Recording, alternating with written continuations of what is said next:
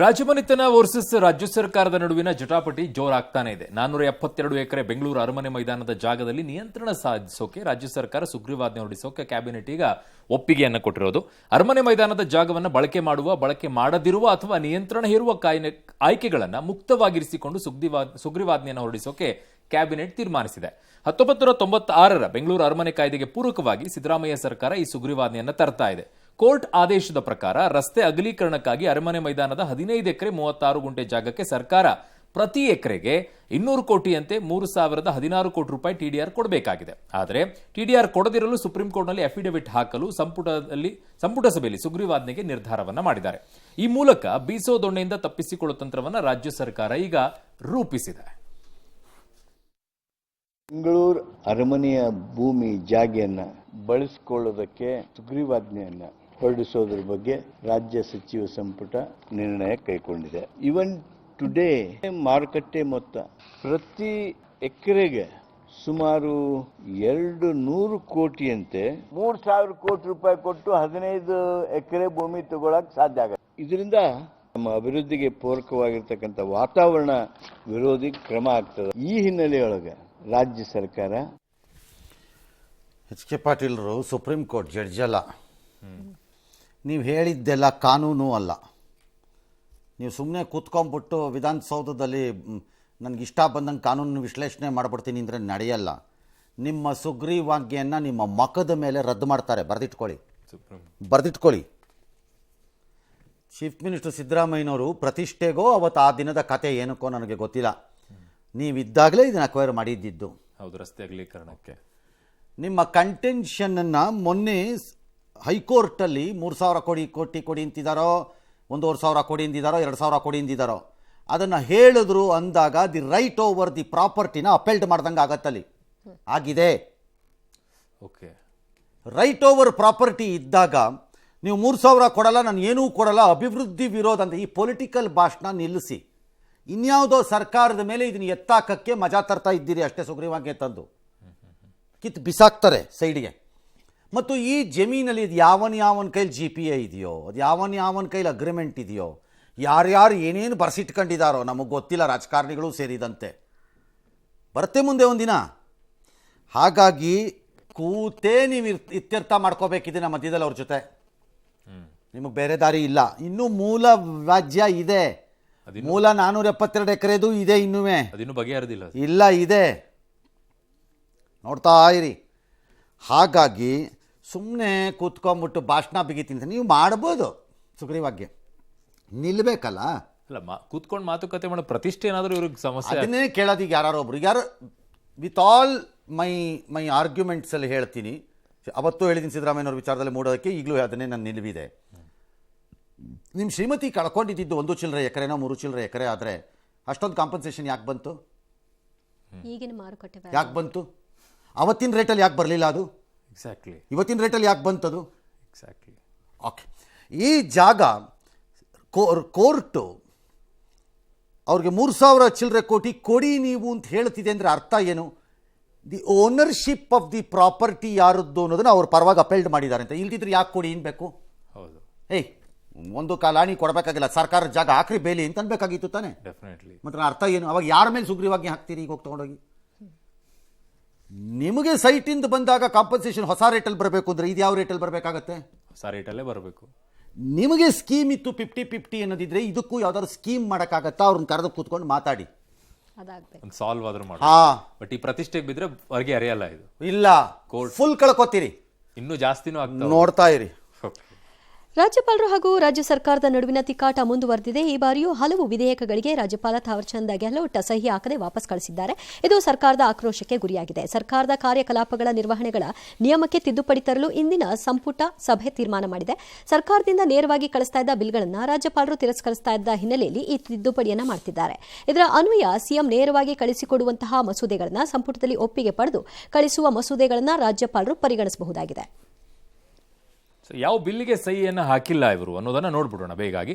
ಗ್ರಾಮೀಣಾಭಿವೃದ್ಧಿ ಮತ್ತು ಪಂಚಾಯತ್ ರಾಜ್ ವಿವಿ ತಿದ್ದುಪಡಿ ವಿಧೇಯಕ ಏನಿದೆ ಅದಕ್ಕೆ ಸಹಿ ಹಾಕಿಲ್ಲ. ಮೈಸೂರು ನಗರಾಭಿವೃದ್ಧಿ ಪ್ರಾಧಿಕಾರದ ವಿಧೇಯಕ, ಚಾಣಕ್ಯ ವಿಶ್ವವಿದ್ಯಾಲಯ ತಿದ್ದುಪಡಿ ವಿಧೇಯಕ, ರಾಜ್ಯ ವಿಶ್ವವಿದ್ಯಾಲಯಗಳ ತಿದ್ದುಪಡಿ ವಿಧೇಯಕ, ಕರ್ನಾಟಕ ಖನಿಜ ಹಕ್ಕುಗಳ ತೆರಿಗೆ ವಿಧೇಯಕ, ಸಹಕಾರ ಸೊಸೈಟಿಗಳ ತಿದ್ದುಪಡಿ ವಿಧೇಯಕ, ಹಿಂದೂ ಧಾರ್ಮಿಕ ಸಂಸ್ಥೆಗಳು ಮತ್ತು ಧರ್ಮಾದಾಯ ಸಂಸ್ಥೆಗಳ ತಿದ್ದುಪಡಿ ವಿಧೇಯಕ, ಕರ್ನಾಟಕ ಮಿನರಲ್ಸ್ ಮತ್ತು ಬೇರಿಂಗ್ ಲ್ಯಾಂಡ್ ಟ್ಯಾಕ್ಸ್ ಬಿಲ್ ವಿಧೇಯಕ ಇವಕ್ಕೆಲ್ಲವಕ್ಕೂ ಕೂಡ ಈಗ ಸಹಿಯನ್ನ ಹಾಕಿಲ್ಲ. ಕೆಲವು ವಿವರಣೆ ಕೊಡಿ ಅಂತಲೂ ಕೇಳಿದ್ದಾರೆ.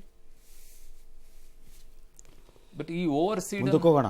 ಹಾಂ ಸರ್, ಕಾಂಗ್ರೆಸ್ನಲ್ಲಿನ ಬಣಬಡಿದಾಟ ಮತ್ತೊಂದು ಸ್ವರೂಪವನ್ನು ಪಡ್ಕೊಳ್ತಿರೋ ಹಾಗೆ ಕಾಣಿಸ್ತಾ ಇದೆ. ಪರಮೇಶ್ವರ್ ಹಾಗೂ ಸತೀಶ್ ಜಾರಕಿಹೊಳಿ ಸದ್ದಿಲ್ಲದೆ ಮುಂದಿನ ವಾರ ದೆಹಲಿಗೆ ತೆರಳಲು ಪ್ಲಾನ್ ಅನ್ನು ಮಾಡ್ಕೊಳ್ತಾ ಇದ್ದಾರೆ. ದಲಿತ ಸಚಿವರು ಹಾಗೂ ಶಾಸಕರ ಡಿನ್ನರ್ ಮೀಟಿಂಗ್ಗೆ ಬ್ರೇಕ್ ಹಾಕಿಸಿದ್ದಂತಹ ಡಿಸಿಎಂ ವಿರುದ್ಧ ಹೈಕಮಾಂಡ್ಗೆ ದೂರು ನೀಡುವಂತಹ ಸಾಧ್ಯತೆ ಕೂಡ ಇದೆ. ಇದರ ಮಧ್ಯೆ ಸಿಎಂ ಡಿಸಿಎಂ ಒಗ್ಗಟ್ಟಿನ ಮಂತ್ರ ಜಪಿಸಿರುವುದಕ್ಕೆ ಕೇಂದ್ರ ಸಚಿವ ಕುಮಾರಸ್ವಾಮಿ ವ್ಯಂಗ್ಯವಾಡಿದ್ದಾರೆ. ಅತ್ತ ಸಿಗಂದೂರಿನಲ್ಲಿ ಸತೀಶ್ ಸಿಎಂ ಆಗಲಿ ಅಂತ ಅಭಿಮಾನಿಗಳು ಪೂಜೆ ಸಲ್ಲಿಸಿದ್ದಾರೆ. ಇದಕ್ಕೆ ಶಾಸಕ ಬೇಲೂರು ಗೋಪಾಲಕೃಷ್ಣ ಪ್ರತಿಕ್ರಿಯಿಸಿದ್ದಾರೆ. ಒಂದಾಗೋದು ಒಂದಾಗದೇ ಇರೋದು ಬೇರೆ ವಿಷಯ. ಯಾರಿಗೋಸ್ಕರ ಒಂದಾಗ್ತಿದ್ದಾರೆ, ಯಾತಕ್ಕೋಸ್ಕರ ಒಂದಾಗ್ತಿದ್ದಾರೆ? ಅಧಿಕಾರಕ್ಕಷ್ಟೇ ತಾನೆ, ಚೇರಿಗೆ ತಾನೇ ಒಂದಾಗ್ತಾ ಇರೋದು. ಆಯ್ತಪ್ಪ, ಜನ ಚೇರ್ ಕೊಟ್ಟಿದಾರಲ್ಲ, ಜನಕ್ಕೆ ಏನು ಮಾಡ್ತಾ ಇದ್ದೀರಿ? ಮುಖ್ಯಮಂತ್ರಿ ಆಗ್ಬೇಕಂತ ಬಹಳ ಜನ ಹರಕೆ ಮಾಡ್ಕೊಂಡಿದ್ದಾರೆ. ಡಿ.ಕೆ. ಶಿವಕುಮಾರ್ ಮುಖ್ಯಮಂತ್ರಿ ಅವ್ರು ಹರಕೆ ಮಾಡ್ಕೊಳ್ತಾರೆ, ಅವ್ರ ಕಡೆ ಹರಕೆ ಮಾಡ್ಕೊಂಡಿದ್ದಾರೆ. ಅದೆಲ್ಲ ದೇವರು ಆಶೀರ್ವಾದ ಮಾಡಬೇಕು. ಜೊತೆಗೆ ಹೈಕಮಾಂಡ್ ಸರ್ ನೀವು ಹೇಳದಂಗೆ ಅವ್ರವ್ರಿಗೆ ಬೇಕಾಗಿರೋರು ದೇವಸ್ಥಾನಕ್ಕೆ ಹೋಗ್ತಾರೆ, ಅವ್ರವ್ರ ಪರವಾಗಿ ತಪ್ಪೇನಿಲ್ಲ ಸರ್, ಮಾಡಿ ಅಂತ ನಾನು ಹೇಳೋದು. ದೇವರ ಆಶೀರ್ವಾದ ಬೇಕು ಅಂತಿದ್ರು, ಯಾವ ದೇವರು ಅಂತ ಬೇಳೂರು ಹೇಳಲಿಲ್ಲ. ಅದು ಮನುಷ್ಯ ರೂಪದ ದಿಲ್ಲಿಯ ದೊರೆಗಳೋ ಯಾರು ಅಂತ. ಯಾಕಂದರೆ ಕಾಂಗ್ರೆಸ್ಸಲ್ಲಿ ದೇವರುಗಳು ಇರೋದಾದರೆ ಅದು ಆ ಕುಟುಂಬದ ಪ್ರತಿನಿಧಿಗಳು ಮಾತ್ರ ದೇವರುಗಳು. ಉಳಿದವ್ರು ಯಾರು ದೇವರುಗಳು ಅನ್ನೋ ಭ್ರಮೆಗೆ ಬಂದರೆ ಅವ್ರನ್ನ ಮಕಾಡೆ ಮಲಗಿಸ್ಬಿಟ್ಟು ಉಜ್ಜಿಬಿಟ್ಟು ಹಂಗೆ ಹೊಸ್ಕಾಕ್ಬಿಡ್ತಾರೆ ಭೂಮಿ ಒಳಕ್ಕ ಮೇಲೆ ಕಾಂಗ್ರೆಸ್ನವರು. ಕುಟುಂಬದವರು ಅಂದರೆ ಯಾರು? ಇಲ್ಲ ಸೋನಿಯಾ ಗಾಂಧಿ ಆಗಬೇಕು, ಪ್ರಿಯಾಂಕಾಗ ಆಗಬೇಕು, ಅಥವಾ ರಾಹುಲ್ ಆಗಬೇಕು, ಅಥವಾ ಮುಂದೆ ಬರೋ ಅವ್ರ ಮಕ್ಕಳುಗಳಾಗಬೇಕು ಅಷ್ಟೇ. ಅವ್ರು ಬಿಟ್ರಿ ಯಾರು ದೇವರಿಲ್ಲ. ದೇವರಿದ್ರೆ ಅಷ್ಟೇ ಇಲ್ಲದ ಅಲ್ಲಿರೋದು, ಅಲ್ಲೇ ವರ ಸಿಗೋದು. ಯಾಕಂದರೆ ನನ್ನ ಪ್ರಕಾರ ಇವತ್ತು ಕಾಂಗ್ರೆಸ್ಸಿನ ದೇವರು ಯಾರಾಗಬೇಕು? ದೇವರು ಅಂದರೆ ದೇವ್ರ ರೂಪ ಅಲ್ಲ, ಟಾಪ್ ಯಾರು? ಖರ್ಗೆ ಅವರು ತಾನೇ. ಅವ್ರದ್ದೇ ದಿಲ್ಲಿನಲ್ಲಿ ವಿಡಿಯೋ ಮಾಡಿದಾರಂತೆ, ಓಟ್ ಕೊಡ್ರಿ ಅಂತ. ಅದ್ರ 1 ಸೆಕೆಂಡ್ ಇಲ್ವಂತೆ ಖರ್ಗೆ ಅವ್ರ ಫೋಟೋ ಮಾಡಿದ್ರೆ ಕೇಳಿದ್ರೆ ಬೈ ಮಿಸ್ಟೇಕ್ ಆಗ್ಬಿಡಿ. ಏನು ಮಿಸ್ಟೇಕು? ನಿಮ್ಮ ತಲೆ ಮಣ್ಣು ತಿಂತಿರ್ತೀರಾ ಮಿಸ್ಟೇಕ್ಗೆ. ಅಧ್ಯಕ್ಷನಿಂದ ಪ್ರಾರಂಭ ಆಗಬೇಕೋ ಇಲ್ವೋ ಯಾವುದೇ ಆಗಲಿ, ಅದೇನು ಮಿಸ್ಟೇಕ್ ಹೆಂಗಾಗತ್ತಪ್ಪ? ಇದನ್ನೇ ನಾನು ಮೊನ್ನೆ ಖರ್ಗೆ ಅವರು ಅವ್ರನ್ನ ಕಿತ್ತೂರು ರಾಣಿ ಚೆನ್ನಮ್ಮನಿಗೋ ಅಥವಾ ಅದು ಅಂಬೇಡ್ಕರ್ದಕ್ಕೋ ಅದಕ್ಕೋ ಹೇಳಿದಾಗ ಹೇಳಿದ್ದಿದ್ದು ನಾನು. ಸರ್, ನೀವು ಅಂಬೇಡ್ಕರ್ಗೆ ಅವಮಾನ ಮಾಡಿದ್ದೀರಿ ಅಂತ ನಾವು ಹೇಳಕ್ಕೆ ಸಾಧ್ಯನೇ ಇಲ್ಲ. ನೀವು ಮಾಡೂ ಇಲ್ಲ. ನೀವು ಕರ್ನಾಟಕದಲ್ಲಿ ಲೋಕಲ್ ಲೆವೆಲ್ ರಾಜಕಾರಣ ಮಾಡ್ಕೊಂಡಿದ್ದಾಗ ದಿಲ್ಲಿನಲ್ಲಿ ಅಂಬೇಡ್ಕರ್ಗೆ ಮಾಡಿರೋ ಅವಮಾನಗಳು ಮತ್ತು ತೊಂದರೆಗಳು ಅಥವಾ ಮೋಸಗಳು ದಗಾಗಳನ್ನು ನೀವು ಯಾಕೆ ಡಿಪೆಂಡ್ ಮಾಡ್ತೀರಿ ಡಿಲ್ಲಿಗೆ ಹೋದ ತಕ್ಷಣ ಅಂತ ನಾನು ಕೇಳಿದ್ದಿದ್ದು. ಯಾಕಂದರೆ ನಿಮ್ಮ ಪಕ್ಷದಲ್ಲಿ ನೀವಾದರೂ ಅಷ್ಟೇ ಸರ್, ಯಾರಾದರೂ ಅಷ್ಟೇ ಸರ್, ಅವರನ್ನು ದಾಟ್ತಾ ಇದ್ದೀರಿ ಅಂತ 1 ಸೆಕೆಂಡ್ ಅನುಮಾನ ಬಂದರೂ ಅವ್ರು ತಲೆ ತೆಗಿತಾರಷ್ಟೆ, ರಾಜಕೀಯ ಅಷ್ಟು. ಹಾಗಾಗಿ ಬೇಳೂರು ಕರೆಕ್ಟಾಗಿ ಇನ್ಮಿಂದ ಯಾವ ದೇವರು ಅಂತ ಕೇಳ್ಕೊಂಡು ಕರೆಕ್ಟಾಗಿ ಹೇಳಿದ್ರೆ ಸರಿ. ಇದ್ರೆ ನಾನು ಬಂದು ಸಿಗಂದೂರ್ಲು ಒಂದು ಅರಕೆ ಕಟ್ಟಬೇಕಾಗತ್ತೆ, ಈ ಬೇಳೂರಿಗೆ ಎಂದೆಂದಿಗೂ ಒಳ್ಳೆಯದಾಗಬಾರದು ಅಂತ. ಎಸ್. ಇನ್ನು ರೇಣುಕಾಸ್ವಾಮಿ ಕೊಲೆ ಆರೋಪಿಗಳಾದಂಥ ದರ್ಶನ್ ಮತ್ತು ಪವಿತ್ರ ಸೇರಿ 7 ಮಂದಿಗೆ ಸುಪ್ರೀಂ ಕೋರ್ಟ್ನಲ್ಲಿ ಈಗ ತಾತ್ಕಾಲಿಕ ರಿಲೀಫ್ ಸಿಕ್ಕಿದೆ. ಹೈಕೋರ್ಟ್ ಆದೇಶ ರದ್ದು ಕೋರಿ ರಾಜ್ಯ ಸರ್ಕಾರ ಸಲ್ಲಿಸಿದ ವಿಶೇಷ ಮೇಲ್ಮನವಿ ಅರ್ಜಿ ವಿಚಾರಣೆ ಸುಪ್ರೀಂ ಕೋರ್ಟ್ ನಡೆಸಿತು. ದರ್ಶನ್ ಸೇರಿ 7 ಆರೋಪಿಗಳ ಜಾಮೀನು ರದ್ದತಿಗೆ ಸೂಕ್ತವಲ್ಲ ಅಂತ ಹೇಳಿದ್ದಾರೆ. ಪ್ರತಿವಾದಿಗಳಿಗೆ ನೋಟಿಸ್ ಜಾರಿ ಮಾಡಿದ್ದಾರೆ. ಸರ್ಕಾರದ ಪರ ಹಿರಿಯ ವಕೀಲ ಸಿದ್ಧಾರ್ಥ ಲೂಥ್ರಾ ರೇಣುಕಾಸ್ವಾಮಿ ಕೊಲೆ ಆಘಾತಕಾರಿ ಪ್ರಕರಣ ಯಾವುದನ್ನು ಕೂಡ ಕೋರ್ಟ್ ಪರಿಗಣಿಸಿಲ್ಲ, ಹೈಕೋರ್ಟ್ ತೀರ್ಮಾನಗಳು ಸಮಸ್ಯಾತ್ಮಕವಾಗಿವೆ ಅಂತ ಹೇಳಿದ್ದಾರೆ. ಹೈಕೋರ್ಟ್ ಆದೇಶ ಆಧಾರವಾಗಿಟ್ಟುಕೊಂಡು ಪ್ರಕರಣದ ಸಹ ಆರೋಪಿಗಳು ಜಾಮೀನು ಪಡೆಯಲು ಪ್ರಯತ್ನಿಸಬಾರದು ಅಂತ ಕೇಳಿಕೊಂಡ್ರು. ಈ ವಾದವನ್ನು ಸುಪ್ರೀಂ ಕೋರ್ಟ್ ಪುರಸ್ಕರಿಸಿತು. ರಾಜ್ಯ ಸರ್ಕಾರ ಜಾಮೀನು ರದ್ದತಿ ಕೋರುತ್ತಾ ಇರೋದ್ರಿಂದ ಆಕ್ಷೇಪಾರ್ಹ ಆದೇಶಕ್ಕೆ ತಡೆ ನೀಡೋದು ಸೂಕ್ತವಲ್ಲ. ಪ್ರಾಸಿಕ್ಯೂಷನ್ ಹಿತಾಸಕ್ತಿ ರಕ್ಷಿಸುವ ನಿಟ್ಟಿನಲ್ಲಿ ಪ್ರಕರಣದ ಬೇರಾವುದೇ ಆರೋಪಿ ಭವಿಷ್ಯದಲ್ಲಿ ಜಾಮೀನು ಅರ್ಜಿ ಸಲ್ಲಿಸಿದರೆ ಅದನ್ನು ಮೆರಿಟ್ ಮೇಲೆ ನಿರ್ಧರಿಸಬೇಕು ಅಂತ ಆದೇಶಿಸಿದ ಸುಪ್ರೀಂ ಕೋರ್ಟ್ ವಿಚಾರಣೆಯನ್ನ ಮುಂದೂಡಿದೆ. Right, court is going by ಪ್ರೊಸೀಜರ್ಲ್ಲಿ ಹೋಗ್ತಿದ್ದಾರೆ ಅವರು. ಇವತ್ತು ಏನು ಮಾಡಬೇಕಾಗಿತ್ತಾಗಾರೆ ತಾತ್ಕಾಲಿಕವಾಗಿ ಹೌದೌದು ಎಲ್ಲ ರದ್ದು ಮಾಡಿ ಆ ಜಾಮೀನುಗಳನ್ನೆಲ್ಲ ಎಲ್ಲರನ್ನೂ ವಾಪಸ್ ಒಳಗಾಕಿ ಅಂಟಿಲ್ ವಿ ಗಿವ್ ಜಡ್ಜ್ಮೆಂಟ್ ಅಂತ ಹೇಳಬೇಕು. ಹಂಗೆ ಹೇಳಲ್ಲ.